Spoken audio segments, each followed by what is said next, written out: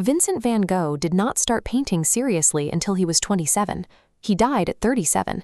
In that decade, he produced roughly 900 paintings and more than 1,100 drawings and sketches. The production volume surged at the end. In his final 70 days in Auvers, he completed 76 canvases, maintaining a pace of one finished painting every single day. This output existed in a commercial vacuum. He sold only one painting in his lifetime, to a stranger, for 400 francs. He used the money to buy more paint. To explain this staggering volume, we often rely on the myth of the manic genius, a man driven by madness to attack the canvas with aggressive, chaotic brushstrokes, eventually losing his mind and his ear in the process. But the myth is challenged by a massive physical record, over 800 letters, mostly to his brother Theo, a Parisian art dealer who supported him. These letters reveal the opposite of madness. They are meticulous working notes, dense with observations on color theory, technique, and the masters he was studying, proving that his work was the result of calculated intent rather than a chaotic frenzy. Van Gogh's early work was a deliberate rejection of the polished art favored by the academies. He chose to focus exclusively on the laboring poor, miners, weavers, and peasants. In his first major work, The Potato Eaters, he used near-black tones and rough, unglamorous figures to show the harsh reality of earning food from the earth. This rough aesthetic was the result of careful planning. He drafted the composition in ink sketches within his letters, workshopping the structure with Theo long before the final oil paint touched the canvas. This dark era was a technical search for a visual language of truth, not a symptom of his personal struggles. In 1886, he moved to Paris and encountered the Impressionists.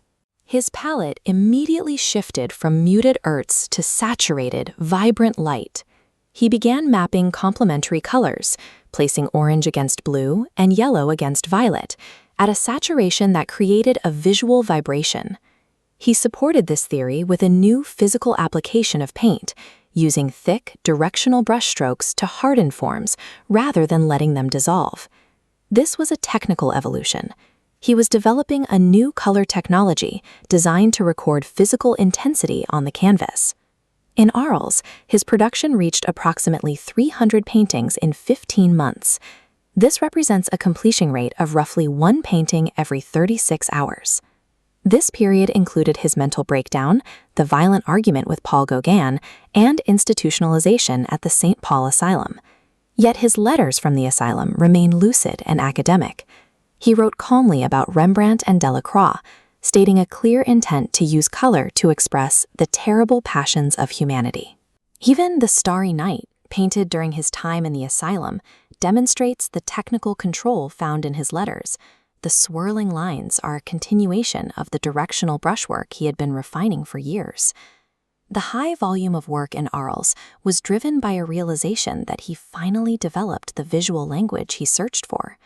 His final 70 days in Auvers were his most productive, ending with his death in a wheat field at age 37. Theo died 6 months later. Neither brother lived to see the public eventually embrace the work they had sacrificed everything to create. Van Gogh's letters show he was intentionally making art for ordinary people, the laborers and peasants he lived among, rather than for galleries or critics. His goal was to prove that color could deliver a direct emotional experience to the viewer, bypassing the need for a specific story or symbol. He used the yellow of these sunflowers to trigger a specific state of feeling in the observer, treating the paint as an emotional delivery system. The letters show that these masterpieces were the realized goals of a decade of theoretical study and calculated experimentation.